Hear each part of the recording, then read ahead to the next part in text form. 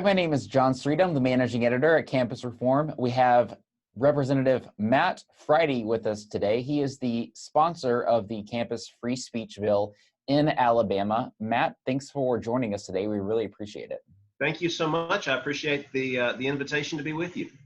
So let's just jump right into it. So you have introduced a bill in the House of Representatives in Alabama that would, in your intentions, protect free speech on college campuses. How is it going to do that?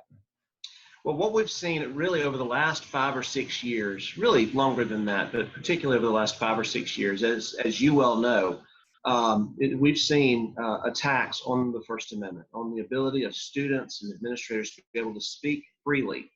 And when we talk about public institutions, public colleges, the First Amendment applies there. That's public property. Mm-hmm. And so the purpose of this bill is to ensure that in the areas of campus that are generally accessible to the campus community, we're going to welcome and we're going to encourage robust speech. We're not going to silence voices. We're going to invite all the voices to be heard in this marketplace of ideas that our college campuses are supposed to be. And we reported on a recent report at Campus Reform that found the number of college students, or the percentage of college students that say that hate speech is or should not be protected under the First Amendment. That was 41% of college students, according to a report. Did any of these reports or statistics factor into your decision to push this bill in the legislature at all? Did any of that data factor in? I think there's so much data that's out there that's available now, and we've really seen it again over the last 4 or 5 years. That the stories that we're hearing coming out of campuses, just the data that we're looking at as to the campus views on speech, really have kind of spurred a movement, and it's a nationwide movement. You know, I'd love for Alabama to be on the cutting edge of this, but the truth is, there's 15 other states at least that have already passed different forms of campus free speech legislation. This is a national problem. The data bears that out. The stories that we're hearing from campuses bear that out. And so I'm excited to be part of this in the state of Alabama to make sure our institutions in the state of Alabama protect and really foster the views of our founding fathers when it comes to free expression and the ability to share our ideas with one another.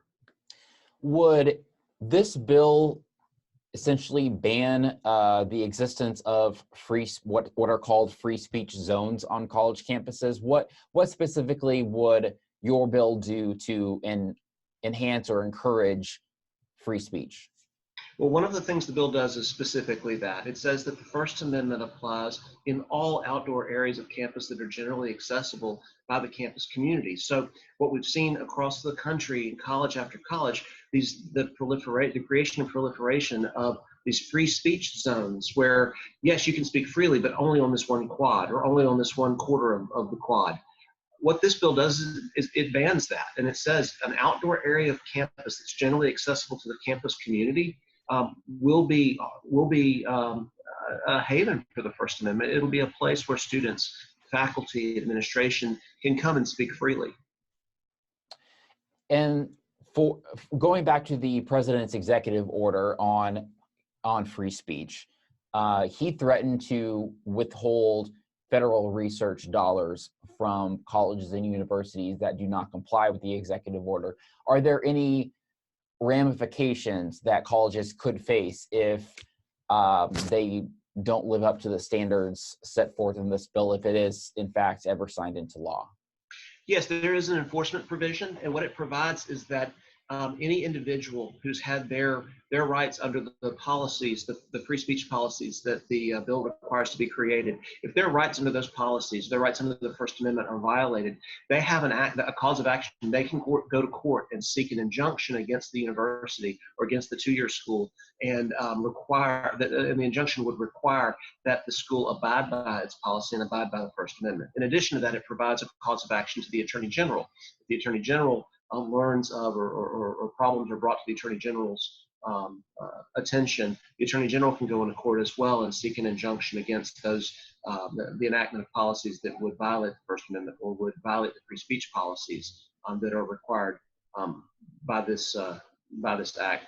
In addition to that, there's a reporting requirement. It requires the universities and two-year schools to annually provide data about violations of the policy to the Commission on Higher Education, as well as how they addressed those violations of the policy.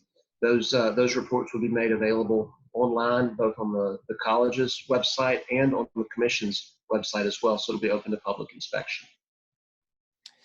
Is your bill, is it similar to the other bills in states across the country that we've seen recently, or is there any particular provision or part of your bill that stands out among the rest, would you say? Yeah, one of the things I'm really excited about on this bill is the reporting requirement. That's going to keep our administration, the administrations at the different universities and two-year schools, they're going to be accountable to their board of trustees. The board of trustees, which will implement the policy, through this will have the opportunity to see whether the administration is living up to the policies that they've created. I'm also excited about the fact that the report that's required to be prepared and filed will be made open by the internet for anybody to look and see what kind of issues are we having on campus. So I think that's one way in which this bill differs from other bills that have been passed around the country. I would say the bill that if this is signed into law, it would be probably most similar to the Arizona law. And we've seen great success in Arizona with their passage of a campus free speech bill several years ago.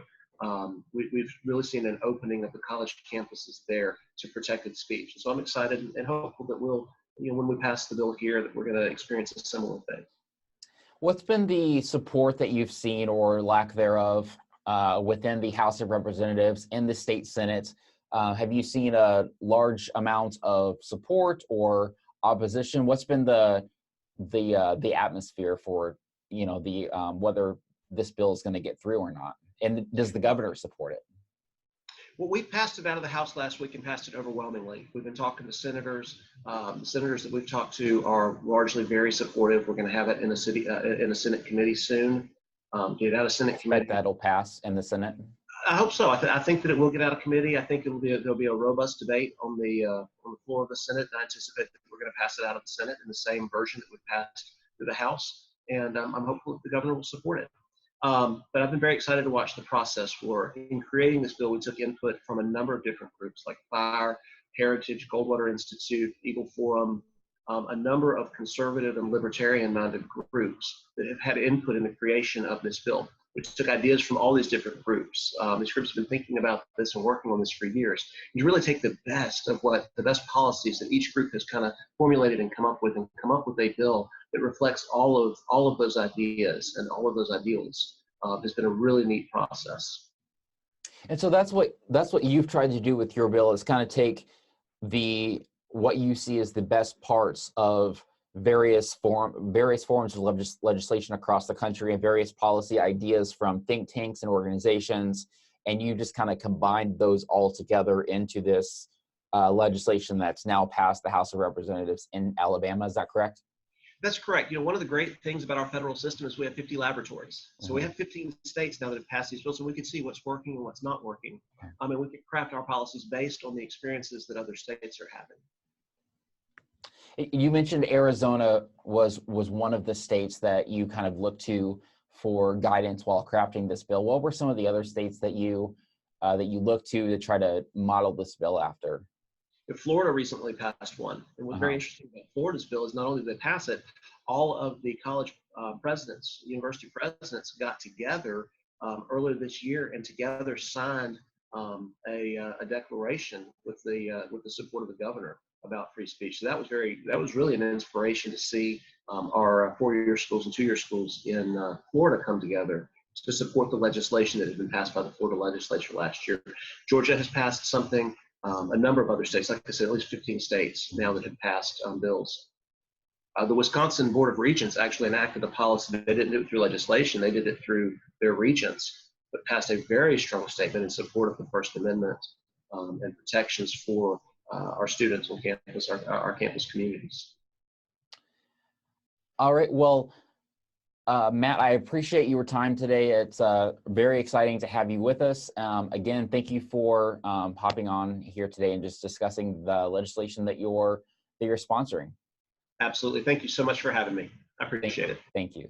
I'm Emma Michelle with Campus Reform, and if you like what you just saw, You can click here to donate so that we can keep making videos like this, or you can click here to subscribe to be the first to see our new content. Or you could do both. Thanks.